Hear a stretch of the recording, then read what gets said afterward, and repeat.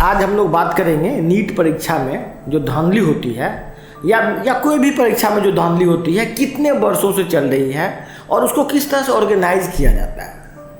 आज के डेट में, आज के डिजिटल युग में यदि एग्जामिनर चाहे या यदि नीट चाहे या एनटीए चाहे, नेशनल टेस्टिंग एजेंसी, या गवर्नमेंट चाहे तो पेपर लीक होने का कोई सपना भी नहीं सोच सकता है।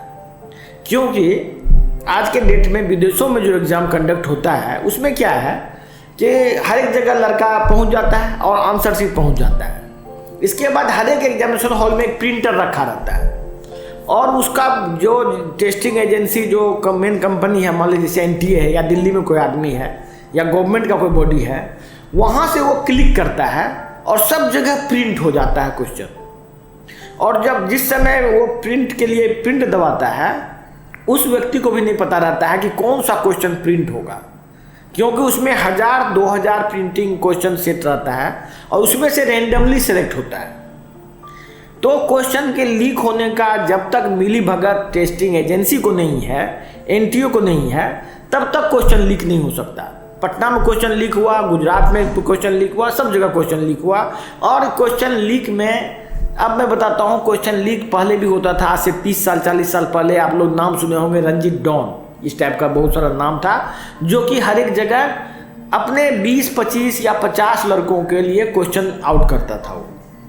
और वो लोग टेस्टिंग एजेंसी जो भी क्वेश्चन बनाता है जहाँ पर, वहीं से वो लोग का बहुत ही क्लोज नेटवर्क रहता है, जिसमें कि वो उसको क्वेश्चन देता है और उसको कितने लड़कों में बांटना है, उसका क्या हिस्सेदारी सबका तय उसी समय तय होता है। जब से ये एजेंसी सेंट्रलाइज हुआ, ये नीट या एनटीए, नेशनल टेस्टिंग एजेंसी, एक प्रोफेशनल बॉडी है। ये प्रोफेशनल बॉडी प्रोफेशनल ढंग से करप्शन को अंजाम देती है।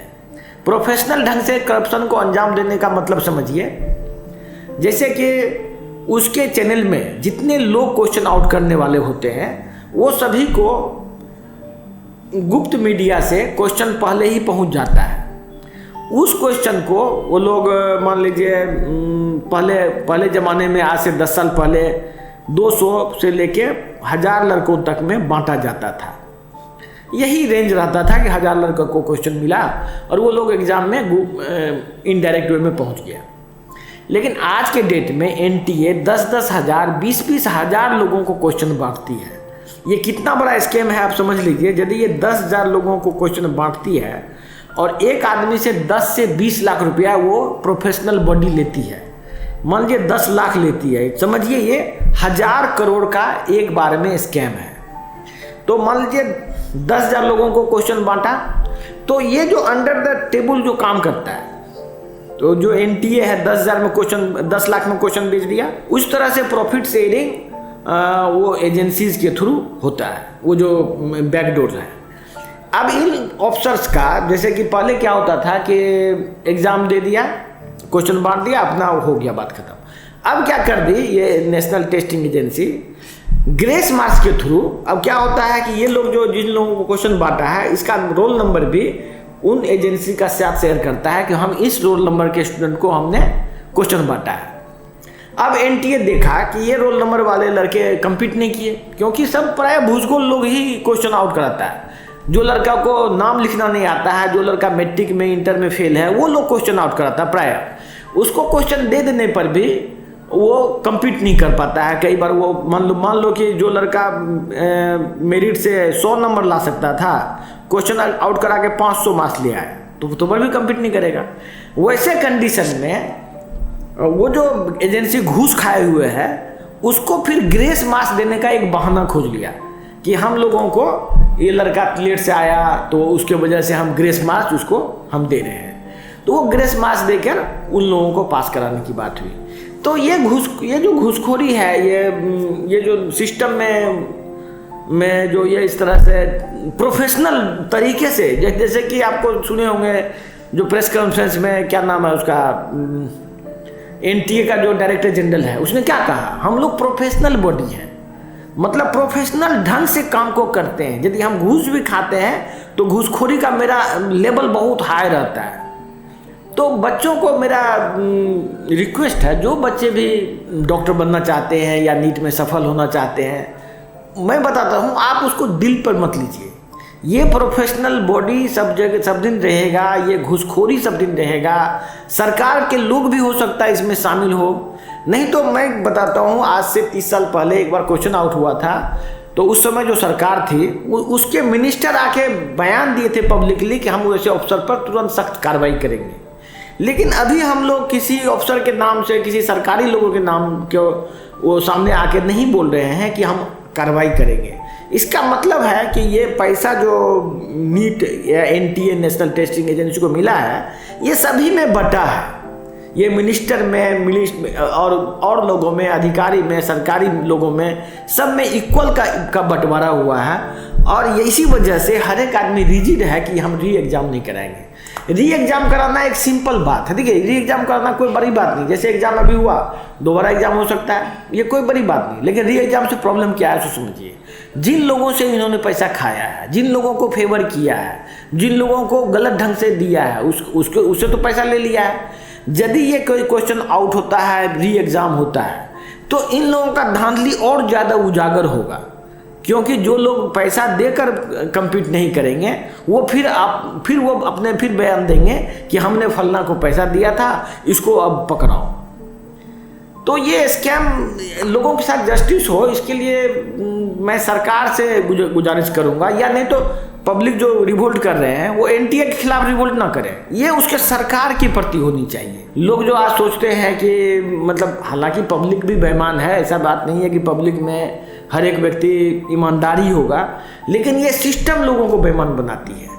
सरकार से मैं अपील करता हूं कि यदि सरकार ट्रांसपेरेंसी चाहती है, सरकार चाहती है कि उसके पब्लिक उससे प्यार करे, उससे मोहब्बत करे, उसके साथ सहयोग करे, तो ऐसे अवसर में जब बच्चे खड़ा होकर रो रहे हैं, न्याय मांग रहे हैं, तो उनको वैसे एजेंसियों पर सख्त कार्रवाई करनी चाहिए। NTA के लोगों को तुरंत अरेस्ट करके उसको सही सजा देनी चाहिए जिन्होंने ये स्कैम कराया है। ये किसी भी तरह से कोई भी आदमी इसको जांच करेगा तो कुछ हर एक व्यक्ति को लगेगा, जहां पर कि NTA का डायरेक्टर जनरल पब्लिकली बोल रहा है कि मैं 1500 लोगों को ग्रेस मार्क्स दिया है। देखिए, ये गवर्नमेंट के लॉ में लिखा हुआ है कि क्वेश्चन मार्क के साथ छेड़छाड़ करना, आंसर शीट के साथ छेड़छाड़ करना एक पनिशेबल क्रिमिनल ऑफेंस है। ये यदि क्रिमिनल ऑफेंस का तो direct camera on the camera वो जो आदमी बोल रहा है कि हमने मार्क्स दिया है, ग्रेस मार्क्स दिया है, तो और प्लस देखिए, ये जो ग्रेस मार्क्स का चक्कर है, ये परमानेंट धांधली करने का एक स्कोप बना लिया। अब जब भी एग्जाम होगा, किसी से भी पैसा लेगा और उसको ग्रेस मार्क्स दे देगा, आपको पता भी नहीं चलेगा कि ग्रेस मार्क्स क्यों दिया। और यदि जांच होगा तो बोलेगा कि भाई ये तो लेट आया था, इसके साथ इनजस्टिस हो रहा था, उतना टाइम का कंपनसेशन के लिए हमने इतना मार्क्स ग्रेस दे दिया। ये सब बात हालांकि अभी सुप्रीम कोर्ट में है, लेकिन मुझे विश्वास है कि सुप्रीम कोर्ट में लोग इसका संज्ञान लेंगे। लेकिन न्याय मिलने की संभावना, जहाँ पर हर एक व्यक्ति चोर हो, सरकार भी चोर हो, वहाँ पर न्याय की उम्मीद करना ये गलत है। और इन जो बच्चों का जो विरोध प्रदर्शन है, ये उसके सरकार की प्रति होनी चाहिए। क्योंकि आप NTA के खिलाफ क्यों प्रदर्शन कर रहे हैं? सरकार को पूछिए कि भाई तुम ऐसे व्यक्ति को क्यों बनाते हो, या ऐसी ऑर्गेनाइजेशन को क्यों देते हो काम। लेकिन यदि गवर्नमेंट के खिलाफ आप आवाज़ उठाएंगे, कोर्ट में तो लड़ ही रहे हैं, लेकिन डायरेक्ट गवर्नमेंट के खिलाफ भी आवाज़ उठाना चाहिए। लेकिन यदि ये नीट का गवर्नमेंट नहीं पूरा करती है, मैं इतना विश्वास दिला सकता हूँ, मैं इतना गारंटी साथ कर सकता हूँ, सरकार के खिलाफ आम पब्लिक हो जाएगा। क्योंकि इसमें लगभग 25 लाख परिवार इन्वॉल्व है, और इनडायरेक्टली 25 लाख मतलब हुआ कम से कम 2 करोड़, और इनडायरेक्टली कम से कम 200-300 करोड़, लगभग 1/5 ऑफ द पॉपुलेशन, पूरे जनसंख्या का 20% लोग इस स्कैम में प्रभावित हुआ है, जिसको डायरेक्टली लॉस हुआ है, जो कि डायरेक्टली फील किया है कि ये एकदम सीधे घपलाबाजी है। लेकिन ये बहुत ही गंदी बात है। यदि सरकार इस पर डायरेक्ट संज्ञान नहीं लेती है, ये बिल्कुल ही इसका मतलब सीधा सीधा है कि सरकार के लोग इस घूसखोरी में शामिल हैं, यदि वो नहीं लेती है तो। जितना इसका जवाब देने में, कानूनी प्रक्रिया में उलझने में, टाइम वेस्ट करने में जितना समय बर्बाद कर रहा है, उतना समय में तो एग्ज़ाम ले लेगा। एग्ज़ाम लेना कौन सी भारी बात है? एग्ज़ाम का ऐलान करेगा, फिर से क्वेश्चन बांट के एग्ज़ाम ले लेगा। तो मैं देश के लोगों से अपील करना चाहता हूँ कि आप अपनी लड़ाई सरकार से लड़िए, क्योंकि सरकार आपसे डरती है। 20% पूरे भारत की जनसंख्या के साथ जो ये धोखा हुआ है, ये धोखाधड़ी का जवाब आप सरकार से लीजिए ना। सरकार को आप पनिश करें ना। आपके वोट में बहुत ताकत है। आपसे क्यों डरता है मंत्री? इसलिए डरता है कि वो कितना भी पावरफुल है तो आपकी वजह से है। तो आपको चाहिए कि गवर्नमेंट के लोगों को लात मारें, गवर्नमेंट के लोगों से क्वेश्चन करें, गवर्नमेंट के लोगों को सामने लाएं। अपने विधायक को पूछिए कि भाई ये सब धांधली हुआ तो तुम क्या कर रहे हो इसमें? क्या कि हर एक डिस्ट्रिक्ट में ये लड़के हैं इसके। अपने विधायक से पूछो कि भाई तुम भाजपा का विधायक है, कांग्रेस का विधायक है, तुम्हारा आवाज़ क्यों नहीं मेरे साथ जा रहा है? तो मैं बच्चों से यही आग्रह करूंगा कि भाई नाइंसाफ़ी सब जगह होता है, इसको दिल पर न लें, इसको युद्ध के तरह लड़ें, सरकार पर वार करें, सरकार को डायरेक्ट गुनाहगार साबित करें। क्योंकि डायरेक्टली गुनाहगार वो अफसर नहीं होता है। असली जो गुनाहगार होता है वो मंत्री होता है, जिसके अंडर में वो अफसर होता है। तो मैं आप लोगों से आग्रह करूंगा कि आप कोई भी स्टेप लेने से पहले ये सोचें कि हमारा काम कैसे होगा। धन्यवाद।